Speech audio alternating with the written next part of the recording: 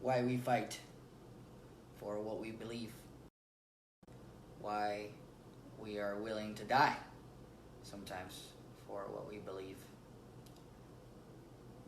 It's been a very interesting couple of years doing some research on artificial intelligence, machine learning, deep learning. Those terms are kind of used interchangeably. They're not the same thing, but we're just gonna call it machine learning for lack of a better word.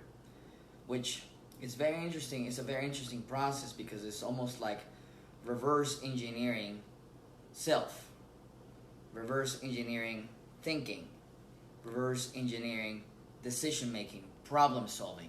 That's what we're talking about. So one of my favorite quotes of Richard Feynman is, what I cannot create, I do not understand. So everything seems very simple or very complex, depending on what it is, if we haven't actually created it, right? It may be like so out there that we just have no idea, or it may seem so obvious that, well, of course, anybody can do that. But when you actually have to create it, now you really have to be face to face with exactly the amount of complexity. When you say it's complex, exactly how complex do you mean? And what do you mean by complex?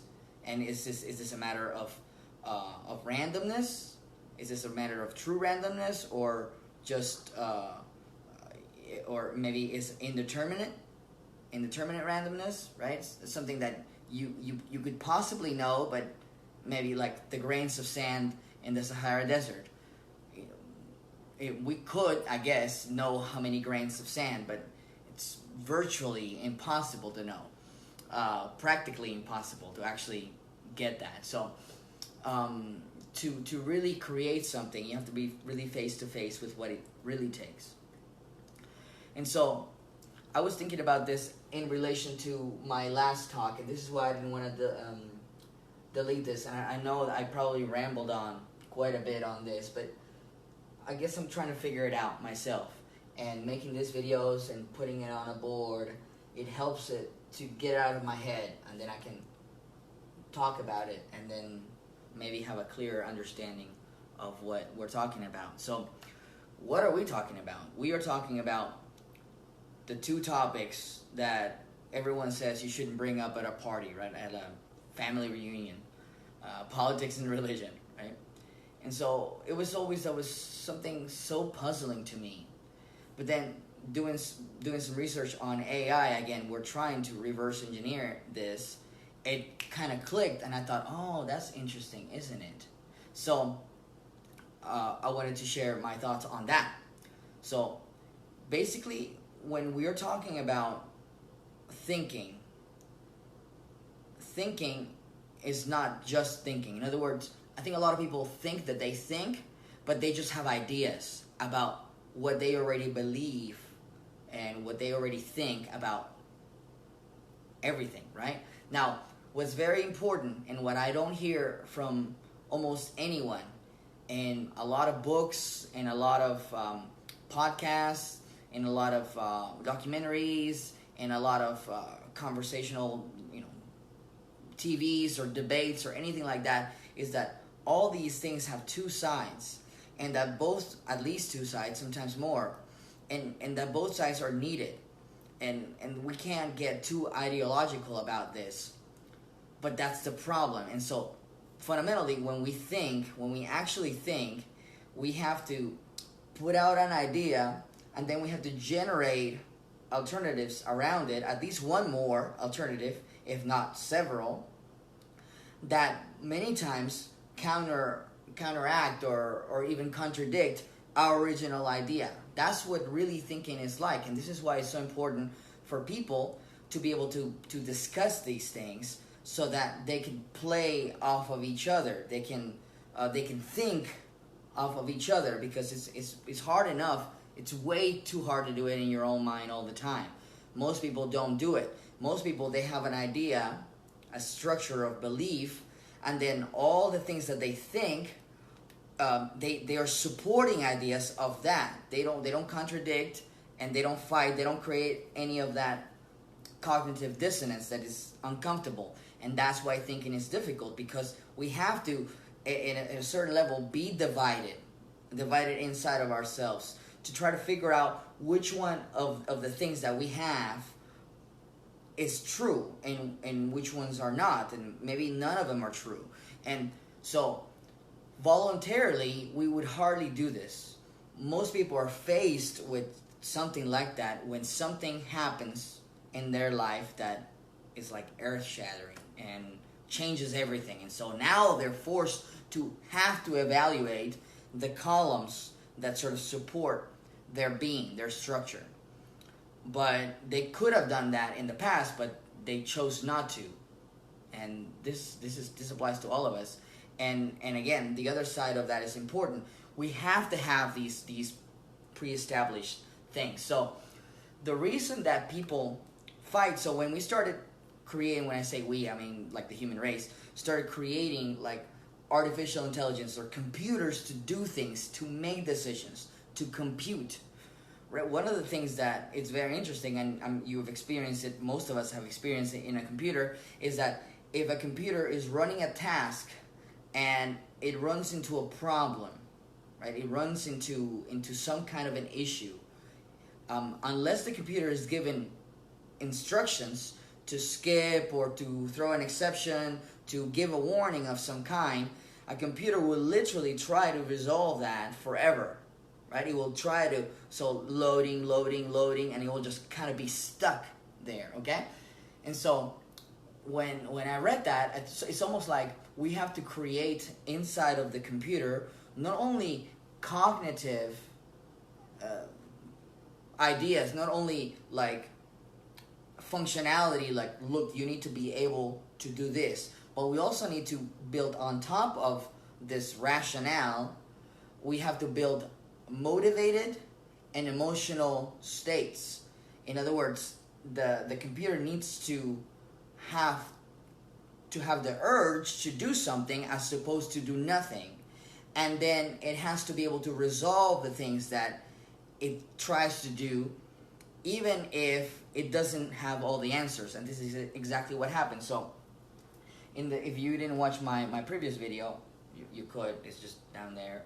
Just scroll down. But I talked about the levels of abstraction, and what I was really talking about was so when we zoom in, right? And so zooming in is like this way, okay? Now there's a reason why I did it. You can always flip this around. You can always have the more fundamental things of belief at the bottom, because they are sort of the foundational, and then everything else is built on top of that. But I decided to do it this way because it's also zoomed out, right? So when if you were to zoom out of the Earth, it would be up, right? It would be down. So, but anyways, it works both ways. So what I was talking about, zooming in, would be like deductive reasoning, right? To take the fundamental or the general, and then to try to drill down to the specific, right? Deductive, or inductive, to go from the specific down or up to the general. Now, in humans, because we are physical beings and we have hands and we have a mouth and we speak and we do these kinds of things, the most specific thing you can do is your motor output. What we actually set out in the world to do. We set out our hand to do, maybe to slap somebody, or maybe to caress somebody, or maybe to touch our nose, or maybe to write something down, okay? Now, from that specific motor output, right? And so if you just think about the motor output as you're coordinating your body to do certain things that your sort of conscious mind wants to do, and sometimes even unconscious mind, right? I'm doing a lot of things that, but I think that's sort of separate. That's a parallel branch. Like right now, there's digestion and there's respiratory processes and all kinds of things that are happening inside my body, a regulatory of my arteries and veins and all this stuff that is not happening under my purely voluntary control. But I'm sort of setting that aside for a minute because it again, it doesn't relate to consciousness, which is really what we're talking about here, because it's our experience of being, from acting to our beliefs about what to do in general. Okay, so that would be the spectrum. Okay, so the reason why we have these shorthand emotions is because we need them, because if not we would get stuck. Okay, I'll just cut to the chase. So this is why computers can literally be stuck on a process forever, because they might be missing pieces of information. They may not have the answers. They may not have enough computational power or not have enough resources to be able to solve a problem. And so a computer will just kind of stay there unless electricity shuts off or something like that happens. But us, what we do is, so when we encounter a problem, so in the previous video I said that these are the levels of abstraction, and so I guess below this is like, yeah, and I said here action, like motor output, right? And so I can write about something, or I can think about what I'm going to write about, right? And then I can think about my subjective experience of thinking about what I'm going to write about. So now there's 3 levels, right? And then the next level up, and I could be wrong, but I think the next level up, it jumps almost to the philosophical right away. So my subjective experience is there, and so the next one up would be something like the reasons why I would even think about my subjective experience of thinking about what I'm going to write about. Okay, so and then from there it would be the religious of like, why do anything at all? So and this is why religion and politics are such hot buttons for people, because first, most people are not going to be able to compute a lot of these things, right? They really, like I said before, thinking is a difficult process, and most people are not very good at thinking. They're good at generating thoughts, which is different. Generating thoughts is comparable to just talking about something that you already know about, or something that the thinking is, you start to try to generate things that reach into the unknown and to reach into things that you don't know about. Okay, now I'm not criticizing that, because we all do this and we need to do it. Why? Because we don't know everything and we cannot know everything. So that is why we have to believe in things. Because so like if I were to tell you a sentence, the very fact that you and I can communicate is because we have a lot of these things in common. Well, I have these structures that have been handed down to me by culture, and then based on that, I can give you a thought that's sort of, it's on top of that. I'm not creating society, the religious, theological substructure and philosophical implications of that substructure into, objective ideas that then I lay on top these opinions or ideas. That would be too hard. In other words, every sentence would have to comprehend everything, the entire universe, and we can't do that. Same thing is true with a theory, with a scientific theory. A scientific theory has to be built or laid on top of a whole bunch of other presuppositions. So, which all of them could be valid. And how do we know if something is valid? Well, does it predict what you're trying to predict? Is it helpful? Right? That's just, it's sort of a pragmatic view, but it's sort of like the court of last resort. Okay, it could be. So, for example, some of the most powerful theories that human beings have ever invented is quantum theory, but quantum theory is not that practical in the day-to-day life of a full-size human being. It is practical. Turns out it's very practical on sort of the lower scale, even now in computers, and increasingly it will be so. But it's not something that we're familiar with dealing with our hands, because we don't deal with subatomic particles. We deal with full-size objects.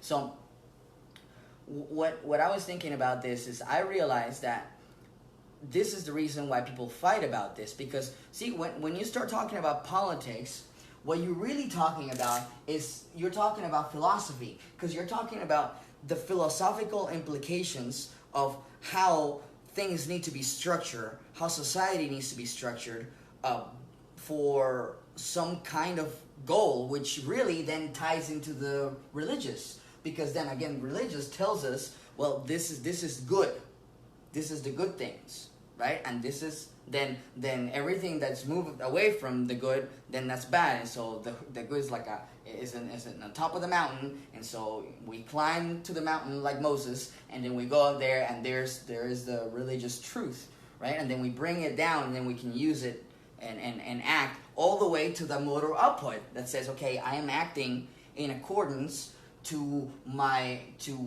ideas about being a person, to my subjective experience, to my personal experience in acting and doing these things, which is in accord with the philosophical implications of society, of everything, which is in accordance with the religious theological implications of this is the good and this is the bad. And if I act in my motor output, if I act against any of these levels, I'll get a little, we get a little, it's like a little shock of electricity in our head, right? So it's a very interesting experience when you're doing something, or when you're saying something that you know not to be true. You get like this little voice inside your head, which is like the weirdest thing in the world. Like, where did that come from? But we all have that experience. So it's something that is there because of these structures. So a computer gets stuck, and so actually a bunch of these devices. So if you guys look up, there's a company called Boston Dynamics, which creates this pretty scary robots, really. This four-legged robots. Just check them out on YouTube.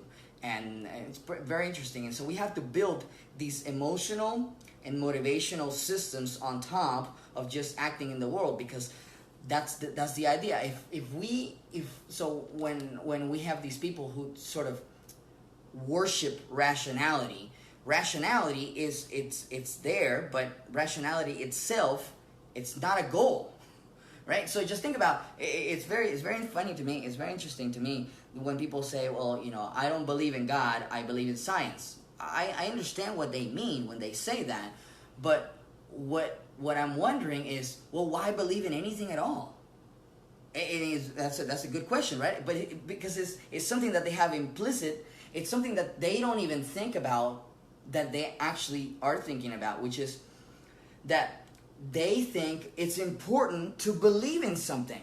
It's important to have something that tells you where to go, that gives you a structure, gives your life meaning, that there's an up and there's a down, and I am here somewhere, and I'm going to go in this direction. That's the motivational part of it.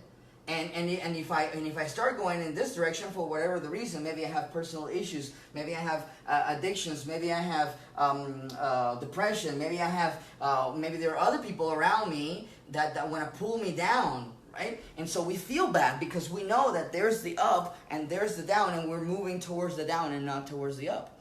So every time you bring about talks on politics or religious thinking, what happens is you are, in effect, going straight to the core of the person, right? All his thoughts, all his reasonings, all his ideas about how life works, about how people are supposed to behave, all those things are sitting on top of that. Now, you're not talking about any of those things. You go right to the core, and you start messing with those, right? And they're difficult because they're core, and they're big, and they have implications that are like that permeate our whole system of action and of thought and of belief and emotion. And so what happens is, if you start messing with that, pretty soon the person is confronted with two ideas. Okay, I either change my philosophical outlook, and then on top might even be my theological outlook of what things are important, what things are good, what things are bad, in my conception of for a better lack of a better word, good and evil, or I shut this guy down. And most of the time what happens is exactly that. Why? Because we are not like a computer. We can't just like be stuck. Okay, I'm stuck and I'm computing and I'm thinking and I'm still processing. We don't do that. If something attacks us head on, we go straight to emotion. Why? Because emotion, and this is what I sort of found out, and maybe the whole reason of this video, is like this low resolution decision making device, right? So it's like this thing that is installed that when we cannot compute, instead of being stuck, or instead of changing the whole structure, because maybe it's not a good idea to change the structure. Maybe it's not a good idea if somebody were to recruit you to a sect that does maybe stuff that's probably not good for you or anybody else. A mind is not hard to change. It's not easy to change. It's very hard to change because it's kind of set there because all the other things are sitting on top. So if you start rocking the bottom, all these other things will fall. And this is exactly what happens when something really bad or really unexpected happens in our life, right? Like if, I have a friend who just went through a very hard personal tragedy, family, relationships, just all kinds of things. And so that brings into question your own presupposition. Okay, my personal experience, like, am I even like good at gauging other people? Like, do I even know how to pick friends? Right? So that's getting already pretty close to the core. And then of course the next question is, well, what is a friend? Right? And so the philosophical question is like, exactly what, when we talk about friends, what exactly are we talking about? And then the next question up is, well, what is a good friend? What does that mean to be good? Right? And I was in Chicago last week, and we had a couple meetings with a bunch of different people. And then we had some get-togethers, and I kind of told my story, and then some get-togethers got really late at night.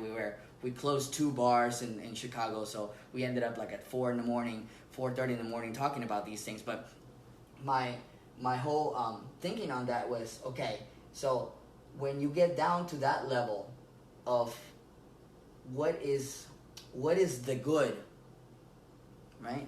Then it becomes this is very laborious. It's very difficult to process. So most people certainly they won't be able to do it on their own, like inside of their head, because remember, to really think, you have to generate. It's almost like you have to generate alternatives to your own being, to your own self. You have to generate a person inside of your head that thinks differently than you, because that's what thinking is. Now, that's tough. It's very hard, and this is why it's so important to have like good friends and to have people that you can like bounce ideas off of. This is also why polarization, whether religious or political, is very hard. So in my home country, we had an election, a presidential election, just recently, last week, and we have again a polarized society. People talking the worst about the other side, and very similar to here in the U.S. And so what's very interesting though is, again, always think about the other side. The other side has a point too. And it is your duty to know what is that point. Because that's what thinking is. Okay? Even if you don't agree, it doesn't matter. You get the idea. You go, oh, okay, I get it. I get what they think.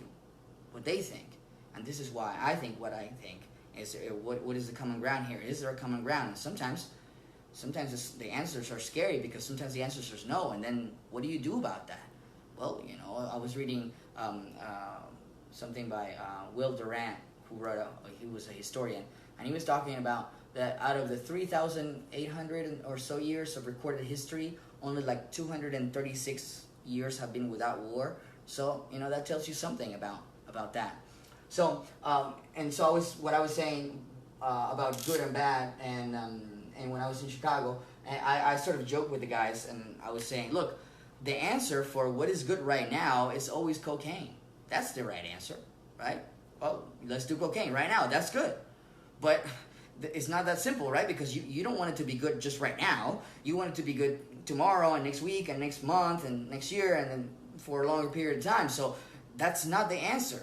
It's not just what is good right now. So a lot of people do what is good right now, not necessarily cocaine, although that's true too, but even in smaller scale. So they would, for example, if they have an argument with somebody that they're living with or that they have a relationship with, their goal is like, okay, I'm going to win. I'm going to win my argument. So if you're in a family gathering and you have a political or a religious discussion, you say, okay, I'm going to fight for my idea to be right. Of course, what that allows me is not have to reorganize anything about me. But what that prohibits in my life is from making any progress, from maybe perhaps there are tiny little fixes that I can make or that at least I can think about making that could improve me in the future, so that if something really bad happens, I don't have to come up with a whole new structure, which sometimes that's exactly what happens. We have to, now I don't even know, I don't talk to my family anymore, and so, okay, well now it's a new life, and it's like a new self, and sometimes that, it's like a death of sorts, and that can kill you, literally. I mean, depression is not a joke, and it's not something to take lightly. So, anyways, I hope that was clear. Emotions are like low-resolution decision-making machines that help us not get stuck. If we're not in a conversation and we just cannot solve it because it's difficult, because most things in relationships and in negotiating with other people are difficult, then maybe a burst of anger or something would click and we just walk away and separate so we don't get stuck. Now, what we need to realize is that doesn't solve the problem. We have to go back and fix it. But it gets even more complicated than that, because not everybody has the chops and the sophistication to deal with this, because education tends to be really bad. Most people, we train people from the objective down, right? We think, okay, math, science, and math, reading, and writing, right? So that's like training people from here down, right? We don't really care about their personal subjective experience, right? So what is your personal subjective experience? So like, what gets your attention? What is something that really draws you? It's a very interesting phenomena. I always thought it's very interesting that some things can interest you and some things don't. And it seems like intrinsic. It seems like it's inside somewhere, right? And now I'm not saying it's like some kind of weird stuff. I'm just saying that it's kind of unique, that you're going around life and maybe someone gets your attention and maybe the way they talk or the way they carry themselves, or maybe it's a book, maybe it's a car, maybe it's a topic that you like to study, and that every time anybody talks about that, it's almost like you're in a party and there's like 100 people talking, and then somebody says a word like in the middle of all that noise, and then your ear just picks it up and what are they talking about? Yeah, they're talking about something that you're interested in, and that happens, right? So that's a level up. And then of course, don't even get me started on the philosophical. I mean, people have no training on the philosophical, and it's almost like it's not important, and people, it's boring, but they don't understand that even if they don't have any training, they are adopting the philosophical implications of the society that they're in. And if the philosophical implications are weak, because everybody's weak sort of philosophically, is sort of like, or ideological, which ideological means it's only one-sided. So like when you hear, it's very funny, I see those posts all the time of people saying, I don't care what other people say. So you're putting a post on social media telling other people that you don't care what they think. That's very interesting, right? And I see it all the time. It's like, well, if you knew me, I saw a post today, if you knew me, you would know that I don't care what other people think. I just want you to know that. And that's, of course, a contradiction, because of course you care. That's why you post. That's why people are obsessed with social media, because we are obsessed with social media, because this is important for us to gauge, okay, this is the good. I want to get up there. Am I on my way or not? Right now, this can be artificial. We can be going up, but not really improving. Just kind of artificially going up. Maybe we get a lot of likes, a lot of attention on social media, so we think, oh, we're going up, but we're not really going up, right? So again, what are the philosophical, and then again, what are the religious? And I don't want to get into that, but I did talk about that previously. So it's important to to talk about not only science, which science is great and we should talk about it, but also psychology and really get that personal thing. You know, what kind of a person are you?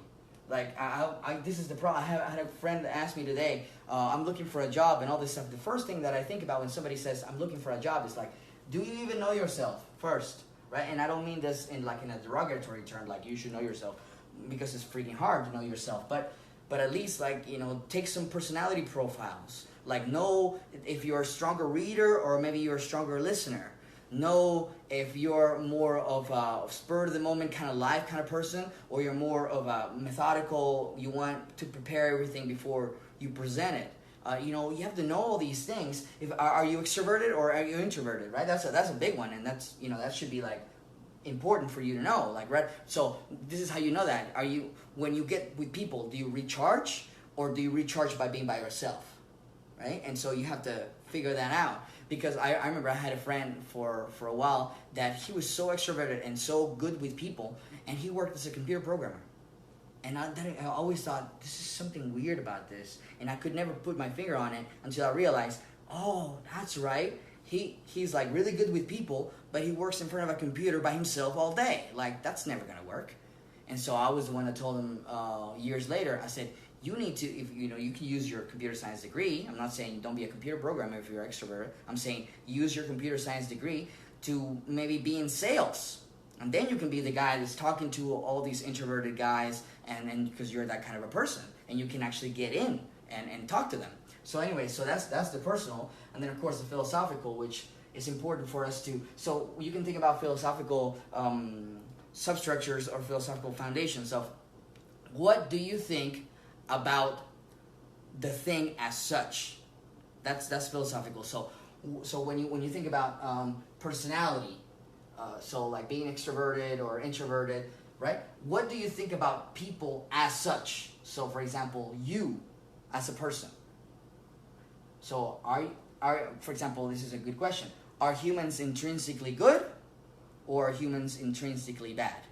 Right? And of course, this is blending here with the religious. Right? And of course, and again, don't be ideological. Again, most of the time, especially once you get higher up in these levels of analysis, things tend to be both, right? So the way that I was explaining it in Chicago last week, I was like, so if you have a map and you plot point A and point B, and you zoom out, so if you plot them in Google Earth, right? So you have two points. You have a point here and you have a point where you're trying to get to a party tonight. And so you start zooming out, and you zoom out of the city, you zoom out of the state, you zoom out of the country, you zoom out of the planet, and just keep zooming down. Pretty soon point A and point B will be on top of each other, right? And so that's when it seems like it's contradictory. It's up here.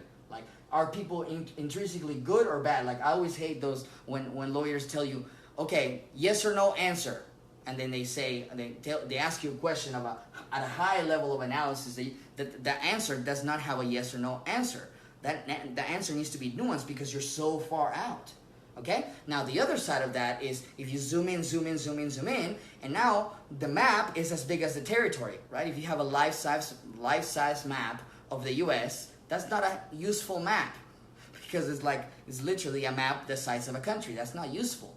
And so what is the right level of analysis? Well, it depends on your goals, which it goes back to here, right? It depends where you're trying to get to, how much information do you need to get from point A to point B. So what I said about the religious, that was not controversial, I guess. And again, I don't want to shake anybody's presuppositions because this isn't easy, and I don't have the answers. I don't know either. But again, this is important that we sit down and talk about it. And if we can't talk about these days, we can't even talk about the so-called objective things, the things that we might. Okay, we did an experiment, and this is what we came up with. And so people say, well, it's because your own personal biases and things that you hold, and that's why you came up with that answer. It was well, is that the case? Well, it could be, but maybe we need to figure it out. Right? And then again, we can talk about specific politicians and what they do. And again, we can't talk about it because now we're offending somebody's philosophy. But we need to talk about it because we may be wrong, and we're probably most likely wrong. And so we need to talk about it because that's the only way that somebody's going to say, hey, you know what? don't be an idiot. You're wrong. And then we go, oh wow, again, if we're trained in this and go, well, I am wrong, because many times we are wrong, most of the time.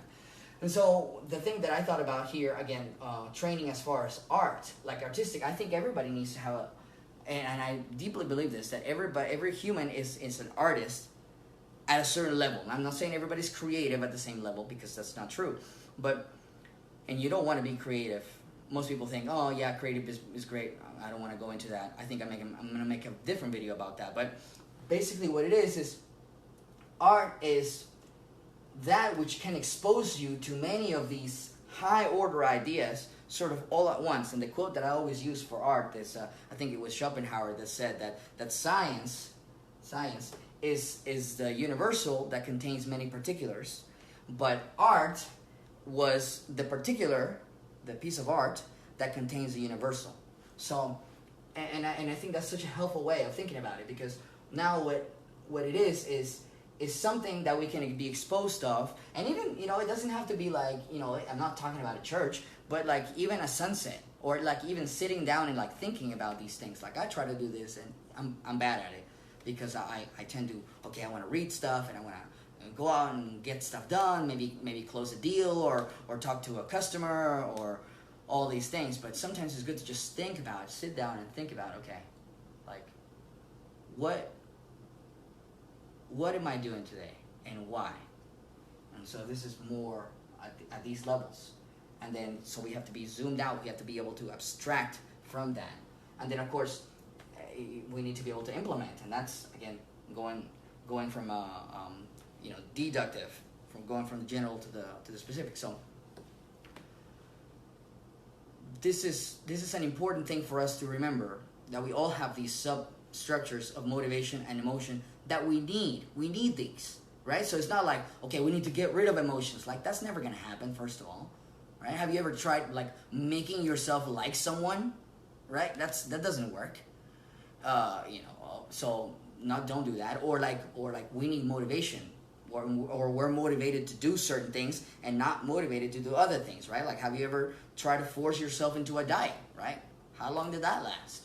So all these things are there, and we need them, but they can work against us, because they can make us make a decision that is wrong, or be angry, or be upset because somebody's questioning or has different religious or philosophical implications. And it takes thought, it takes actual discourse, it takes a certain level of sophistication of, like, you actually knowing what your philosophical and religious and personal underpinnings for your being are. And if you don't know what those are, then how could you even talk about that? So like in the World Cup, you guys know the World Cup is going on, so I always find it very interesting that everybody becomes like a soccer expert, right? And everybody has an opinion, which there's nothing wrong with that. Everybody's entitled to have their opinion, but they're not entitled for their opinion to have the same validity as everyone else, just because it's their opinion. No, they're entitled to say it, they're entitled to discuss it, and they're entitled to listen to other people's opinion. That's what they're entitled to, because that's the way that we improve. That's the way we think about the things that we said. And sometimes even we say stuff, and it happens to me all the time. It's probably happened to me making this video. I say stuff, and then after I say it, I kind of think about what I just said and go, okay, let me modify that, or that didn't come out quite right. I'm gonna try to fix it a little bit. So this is the reason. We need our motivation. We need our emotions. We're not just rational beings. We're not like robots. We're not like Spock, right? We're not. We have this reason and logic about us, but we're deeply, deeply emotional and motivated, because we have to be. Why do anything we're not motivated to go from point A to point B? If point B is not any better than point A, then why do I even want to go there? And of course, there's a lot of people who want to go to a point B which is worse than point A, sometimes a lot worse. And then, well, of course, that has personal implications, right? Maybe depression, maybe resentment, maybe deceit, maybe arrogance, right? And then they're all packed in there. and then all these things are informed by our philosophical and religious implications, right? So if it's true that we don't have any of these, then why not lie all the time, right? Why not use people for our own selfish gain? There's no reason why not to, right? And in an objective, sort of Darwinian and random kind of universe, well, that's what we have. Well, it doesn't matter. What you can always say, well, who's going to care in 20 million years? But that's not helpful. That's not helpful. Right? When your family is suffering, I was talking to a friend of mine, and she's a single, an only child, and I told her, aren't your parents gonna have to rely on you like pretty soon? Like, wouldn't it be helpful to be useful to them? Yeah, that would be useful, right? So, and so if you just by looking at it, well, this is why I was taught in college. But again, is being a good person important? And I think most people have sort of almost a gut reaction of, yes, it is important. Okay, so those are reflections of a deeper substructure that we have. And now, then what happens is that we have like all these parts around us that maybe even in conflict. And then we realize, oh wow, there's some things about my personal experience that are actually in conflict with some of these other things. And so now I'm struggling. And this is usually what happens. What happens is, so like when you have effort means that that there's resistance, right? So like if you go to the gym and I load up the machine to do some curls, for example, right? I want to load up enough resistance of weights so that my muscles experience the effort, this strain, because that's what helps it, right? So what happens is my muscle is fighting against the resistance of the pull of the gravity of the weights, right? So when you have to force yourself to do stuff like go learn something or go to the gym or eat better, these kinds of things, what's happening is that at a certain level, there's a fight between, no, I don't need to be healthier. I don't need to eat these things. I want to eat these other things. And then the other part of you is saying, yes, we have to eat. And so there's an effort. And so, well, there's nothing wrong with that. It's sometimes we do, that's the only way we can at least get started on something. But many times it's like you have to start diminishing the effort, because even if you ever experience this at the gym, you can take a super light 10-pound or 5-pound weight or something that's super light for you, okay? And then you just doing repetitions. At first, it's gonna feel like there's nothing there. But if you do, I guarantee you, if you do 5,000 repetitions, you are gonna be done, completely done. Like your muscle won't be able to move, even if it was really, really light to do. So life is not like when people post these pictures on like this great travel that they did. Like I have a lot of people who are in Russia right now, friends of mine, which I should be in Russia, but anyways, that's a different story. And that's great, man. I wish I was in Russia, right? But that's not life. That's like an experience in life. Life is what happens every day. Life is when we go to work every day and have to say hi to other workmates and your boss. And if that's a miserable experience, well, there's like 5% of your life that's miserable already. And so if you were to fix just that, then that will be a big chunk, because it's what we do every day. It's iterative. I think I'm gonna record a video about a small paper I did or I wrote on inequalities, on sort of iterative processes, network processes, anything that repeats and doesn't dissipate, that builds sort of compound interest, right? Like a positive feedback loop. That's why I'm doing the circle thing. So I think I'm gonna do that one. But I hope this was clear, and I think it's helped me a lot to realize, yes, we have emotional, motivational states that we need along with our logic. So we need to be able to discuss, we need to be able to play this back and forth and rein in those emotions just a little bit at least, so that we can actually make progress in our own development of each of our levels of really personal, individual, and societal growth. I think that's it.